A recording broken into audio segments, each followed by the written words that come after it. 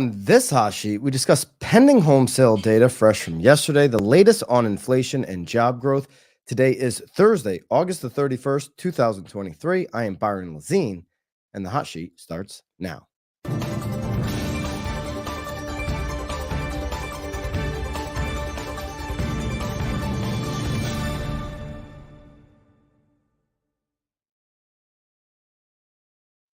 Welcome back or to the hot sheet. Love to know where you're tuning in live from. If you're here on the live stream today, as we almost close out this week before Labor Day holiday, heads up, we won't be live on Monday because the markets aren't live. We do the show live every single Monday through Friday. It's the only live housing show daily on the internet. It's 9:30 on the East, 6:30 in the West. We won't be live though on Monday because the markets are closed. We're live every day the markets are open. Tomorrow, we're going to do a free format Friday where we take your calls. Maybe we can put the call in number now. We'll have it up there tomorrow. If you want to drop any questions into the chat or comments today, if you're watching on the replay, we'll take some comments as well and go through them for tomorrow. But today, we've got a new update on pending home sales. We know overall for the year, sales are down significantly, but where are pending home sales for the last month? NAR released their data just yesterday. Pending home sales elevated 0.9% in July, marking the second consecutive month for a monthly increase. Okay, 0.9% on the upward trend. Now, this is expected this time of year. We see a lot of deals that can continue to happen here in this is for the month of July before we get into the seasonality decline. So not unlike what we would have anticipated happening month over month, again, up 0.9%. This is an index now of 77.6. An index above 100 coincides with a higher level of activity relative to 2001.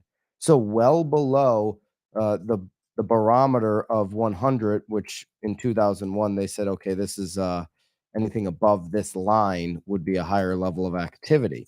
Midwest was down 0.4%, as the Northeast was also down 5.8%. Yesterday, we talked about how the Northeast states were the ones with the biggest increase in values. Makes sense because their inventory is at the lowest level, which creates lower pending total sales and is pushing these prices up. So the Northeast, the furthest drop month over month at 5.8% on pending home sales. The South is up 2%, and the West is up big 6.2%. The West, of course, has the most inventory in comparison to the four regions.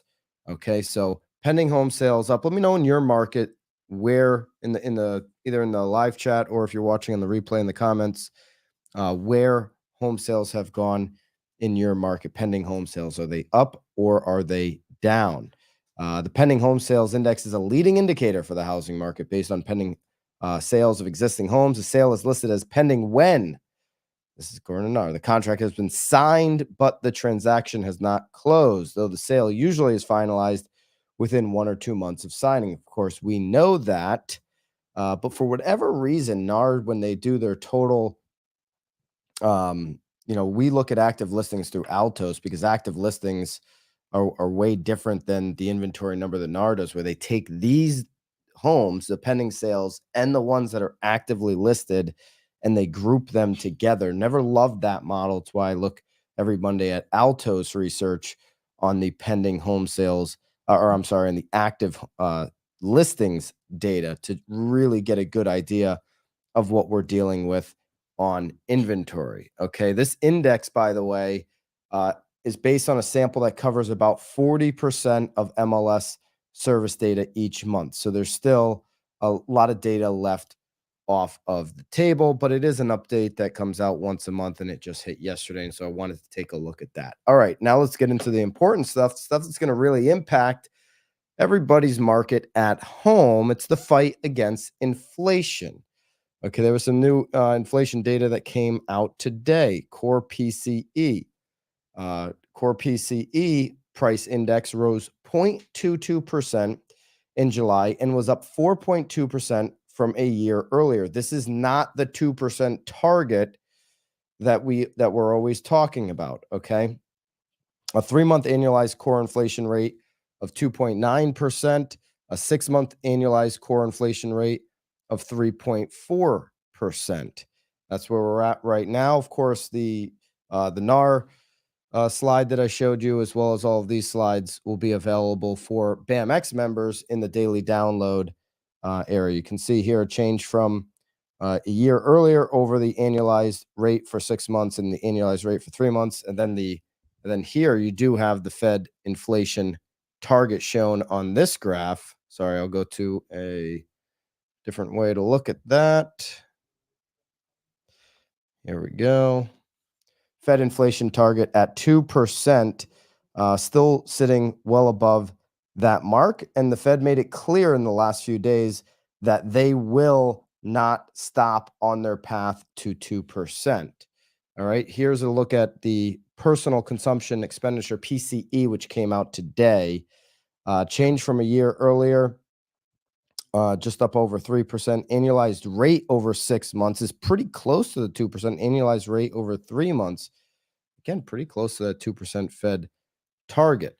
Core PCE, expenditures price index, change from a year earlier.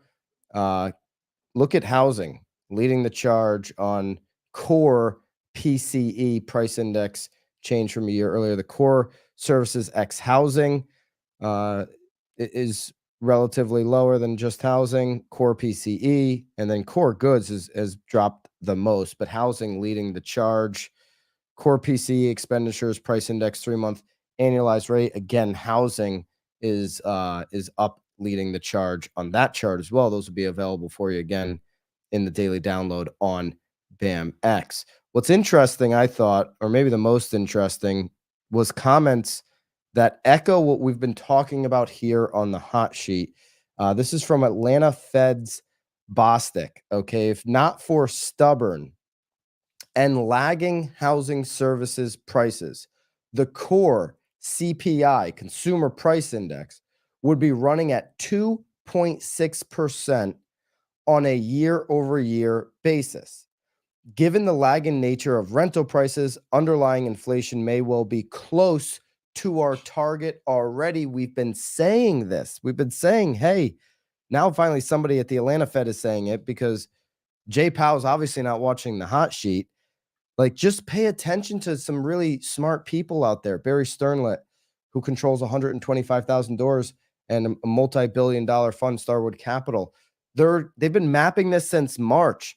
If we use the European model, as reported by Wall Street Journal, to track CPI data, we would already be at this 2.6% number.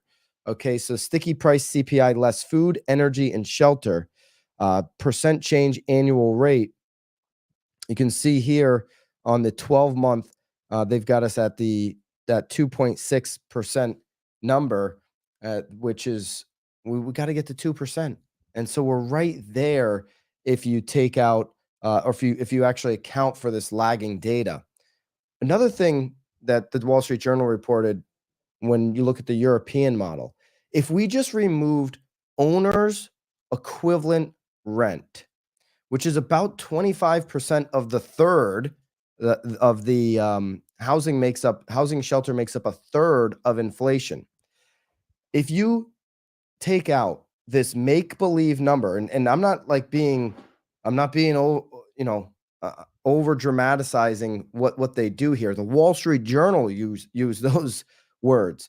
This made up number in consumers' heads of what a similar like house would rent for if they were to go rent it, if they would have to go rent the same house as a homeowner, which is crazy. It's a really small sample size too that they're surveying.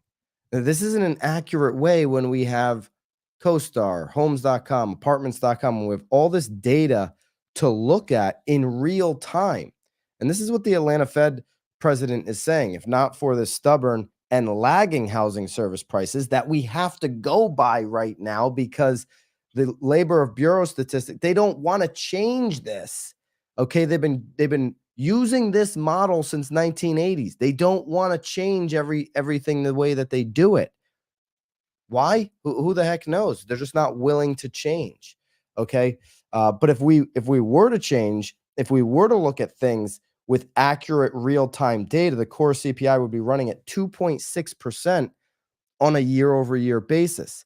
This is incredible news for the fight against inflation.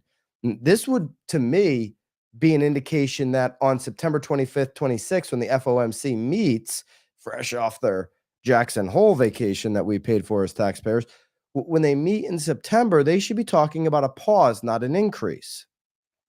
Okay. The Atlanta Federal Bank president and CEO, Raphael Bostic, he did discuss these challenges, U.S. monetary policy making at a South African Reserve Bank biennial conference in Cape Town. These guys get to go to some beautiful places, man. Cape Town and Jackson Hole. These are unbelievable places. So no doubt, we saw the committee voted last month to raise the federal rates. He said another 25 basis points to a level of 5.25 to 5.5, based on the current dynamics in the macro economy. I feel policy is appropriately restrictive, meaning right now where we're at. Okay, I think we should be cautious and patient to let restrictive policy continue to influence the economy, lest we risk tightening too much and inflicting unnecessary pain. So it sounds like the Fed president from Atlanta, who does not have a vote. I don't believe. Let's see. Does I don't know if he has a vote. Maybe you can fact check me on that. Does the Atlanta Haley, can you fact check me on that? Atlanta Fed President Raphael Bostic, does he have a vote? Love to know. This is the same Atlanta Fed, by the way, that said the GDP was tracking at 5-6% for quarter three. There's some other reports that are saying that that's not the case. We likely don't want that. No vote, right? Yeah. So no vote for the. Look at that, Haley. You can be the fact checker. I don't know that Bobby could be the fact checker. We've now got a fact checker on the hot sheet. Say thank you, Haley, fact checker. So he doesn't have a vote, but it basically sounds like he's making the case for a pause in September. I think we would all applaud that. Let's just wait and see what happens. So pandemic dynamics still important. Hearing a lot more about that lately. I just quickly summed up my policy stance. This is him speaking at the event. But formulating policy is hardly a straightforward exercise, particularly in today's environment. The challenges I'll detail still stem mostly from pandemic, the likes of which none of us had expected. The U.S. lost 22 million jobs in 2 months. I have a jobs report here, which is really important to the home prices. It's the most important aspect of where home prices are heading in the future. We're going to get to that in just a second. In the second quarter of 2020 is when we lost the 22 million jobs. The nation's gross domestic product contracted by 30%, similar in magnitude to the Great Depression. The enormous shock was especially vexing because it utterly, unlike a typical economic downturn, it did not result from excesses within an economy, but from a worldwide health crisis, of course. Okay. And so we're still feeling the effects from that. Of course, all these, Fed guys also say we're still haven't felt the full effect of the restrictive policy, which is why raising again in September might be too much, because we still haven't felt the capital restriction. I know that there are some home buyers out there that are feeling it. It's 9 or 10 times harder to get a mortgage today than it was going back into the great financial crisis times. There's that much less capital being allocated. It's much more restrictive even before the Fed started to increase the rates. Okay. So thoughts from the Atlanta Fed president sounds like, in summary, he wants us to hold in September. He's finally on board, with what so many of us been saying since March, which is that if not for stubborn and lagging, most importantly, lagging housing service prices, the core CPI would be running at 2.6% year over year. We're 0.6 away. And I mean, we've got this magical number of 2. Who's to say that 2.5% inflation, it shouldn't be the new norm, right? So maybe we are there on our fight against inflation. But how are we doing when we look at the jobs market? Okay, the jobs market's been very strong. There's been reports of an abundance of job openings and opportunities, as well as wage growth. Well, the U.S. job growth yesterday just slowed sharply to 177,000 in August. That's below expectations. We're going to have another jobs report tomorrow, I believe. So when we do Freeform Friday, we'll obviously pop that in there because this is what I'm watching closest when it relates to home prices. Job creation in the US slowed more than expected in August, according to ADP, a sign that the surprisingly resilient US economy might be starting to ease under pressure from higher interest rates. This is something that the Fed is going to applaud, that less jobs are being created. The firm reported Wednesday that the private employers added 177,000 in August, well below the revised total of 371,000 added in July. So huge drop off there. Economists surveyed by Dow Jones were expecting 200,000 jobs added in August, so a 23,000 decline there off of expectations. ADP also reported that pay growth slowed for workers. Now, I said that there could be some signals that the job growth is slowing just a few weeks ago. When you look at earnings report from a lot of these recruiting firms and these high advertising companies that work with employers to go out and find interviews and interviewees, that they were laying off their own staff, an indication that they don't believe there's going to be an abundance of hiring in quarter four and quarter one for major corporations and companies across the board in the US. If they're reducing their own staff, they have data, they meaning the recruiting companies and the advertising companies for employers, they've got data that shows them the projection going forward is a slowing job market. Just talk to some business owners now. When you're looking at the job market, do you have more or less people applying? Are more people willing to apply and really look like they're eager for a job as opposed to a couple years ago when it was like, oh, I'll work from Tahiti if I want to, and you can't say anything about it. Are you getting more or less of that in today's environment? Has it become more competitive for the good jobs or less competitive? When you talk to business owners, the pendulum is starting to shift to their advantage again because of the job dynamics. What jobs out of all these jobs that are available, which ones are the good ones? Which ones are the ones that people actually want to be sitting in? Okay. So there's a little bit of a shift going on there. The month's numbers are consistent with the pace of job creation before the pandemic. Neela Richardson, chief economist at ADP, said in a press release, after 2 years of exceptional gains tied to the recovery, we're now moving toward a more sustainable growth in pay and employment as the economic effects of the pandemic recede. So ultimately, a sustainable growth in both pay and employment is something that would signal soft landing when we talk about the fight against inflation. A hard landing would mean that these numbers on a month over month basis get dramatically worse. They don't just sharply decline, but they fall off a cliff, and we have a break in the job market. If we have the break in the job market, which is why it's important to look at this data month over month. Okay, is it just sharply declining to what the ADP chief economist said was more sustainable growth in pay and employment? Is it just slowly receding to that? That'd be fine. Or is it sharply declining into a break in the housing market where you see much more layoffs and letting people go from their jobs? That the latter that right there would signal a drop in home prices. It's the one thing that would be against the homeowner in America today. Obviously, buyers, I don't think they're rooting for their friends to lose their jobs, but buyers would maybe see that as a break for them in this housing market. But for homeowners who have been in the power position now for quite some time, the one thing that can bring their values down would be a major break in the job market. 42% of homeowners, remember, do not have a mortgage.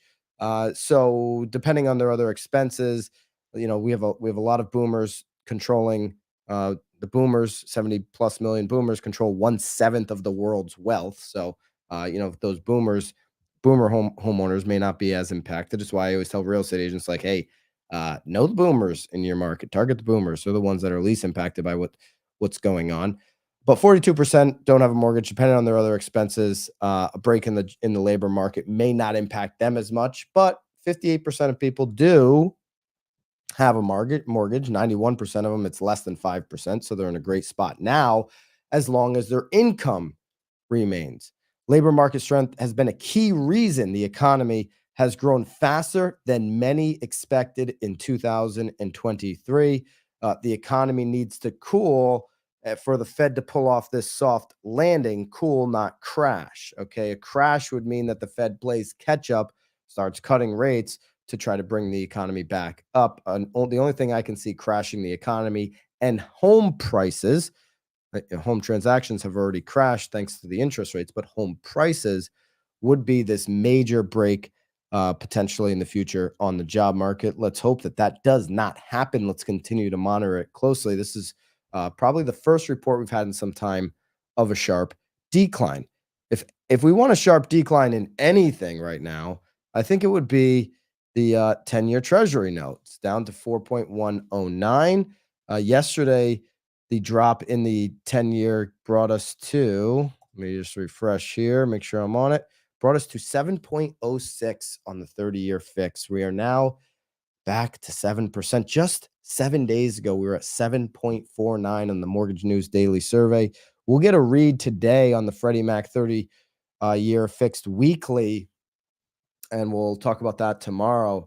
But interest rate for this week coming down into Labor Day weekend, and hopefully that'll be a good sign for some buyers if there's some inventory in their market and the buyers that you're potentially working with. Love for you to get more out of all of our content at BAM by using code HOT down below and signing up for BAMX. Code HOT gets you 10% off of BAMX. BAMX members get a whole bunch of actually, you know what? Don't use code HOT today, Haley. I forgot. Use code LABOR to get 15% off. We've got a Labor Day special going on. Use code LABOR to get 15% off of BAMX. All our BAMX members get the biggest discounts on everything else, like a 25% discount from BAM Camp on September 20th. So use code LABOR to get 15% off of BAMX, where you get the most of our content, and that'll get you access into other discounts and all of our great content. We have a comment? That starts tomorrow, Vanessa says. Start it now, because I just announced it. Labor, 15% off. Start now, Jill and everybody. So wait 5 minutes before you put that in. 15% off for BAMX using the code LABOR. We're starting Labor Day a day early. Let's go. This is why you tune into the hot sheet, because we just make decisions here in real time. We'll make some decisions with you tomorrow, free format Friday, when I take your questions from the week and your live calls. Can't wait to be with you, 9:30 on the East, 6:30 on the West. Until then, have a great, productive Thursday. And of course, toodaloo.